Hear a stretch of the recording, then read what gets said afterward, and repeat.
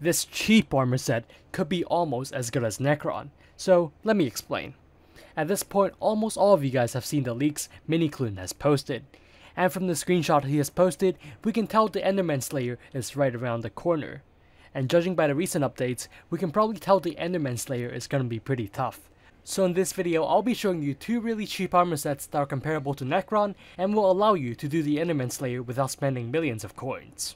So before getting into the video, we're really close to 13k, so subscribe down below, and I'll be uploading a lot of Enderman Slayer content when it comes out, so yeah, stay tuned. So the armor set I'm talking about are the Ender Armor Set and the Ember Armor Sets. Those two armor sets are early game sets, but they can still be really good.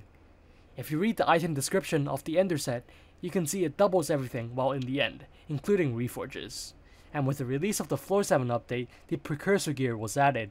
The Precursor Gear gives you the Ancient Reforge, which gives you a lot of damage stats. The Reforge scales with your kata level, which means the higher kata you are, the more crit damage you're gonna get.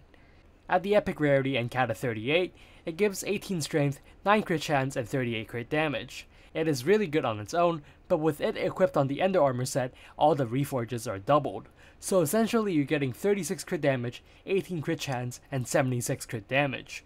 And if you go a step further and recom it, you get 50 strength, 24 crit chance, and 76 crit damage. Compare that to the best damage set in the game, which gives you 75 strength, 15 crit chance, and 68 crit damage. The Ender Armor set is actually quite good, but it gets even better. Admins just released the patch notes, which includes strength nerfs, which heavily nerfs the effectiveness of strength, making crit damage more important. So at a higher kata level, the Ender Armor might actually be better than Necron for damage in the future. On the other hand, let's talk about the Ember Armor Set. The Ember Armor Set is just like the Ender Armor Set, but with a few compromises.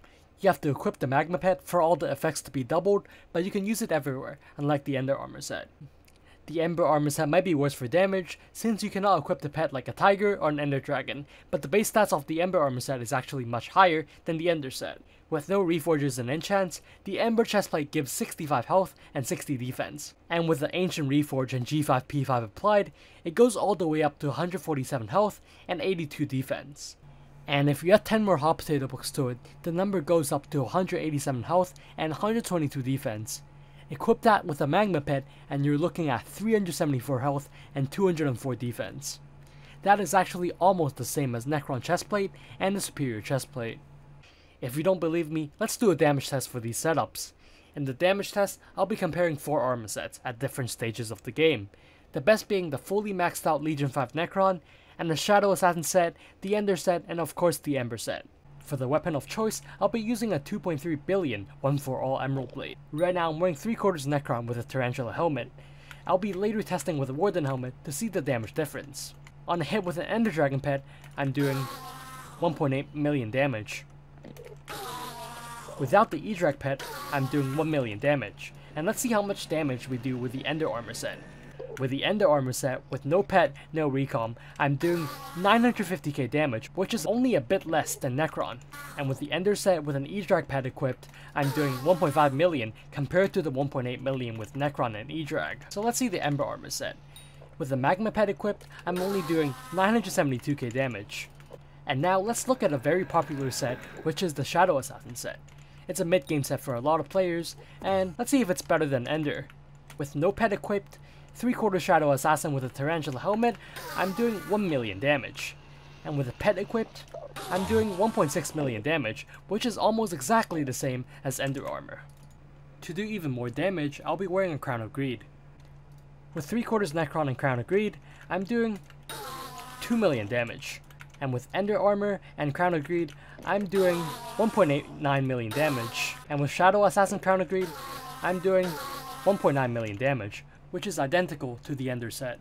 Realistically, you won't be wearing Ender Armor with a Warden helmet, since it's 180 million coins right now, but let's do a damage test anyways.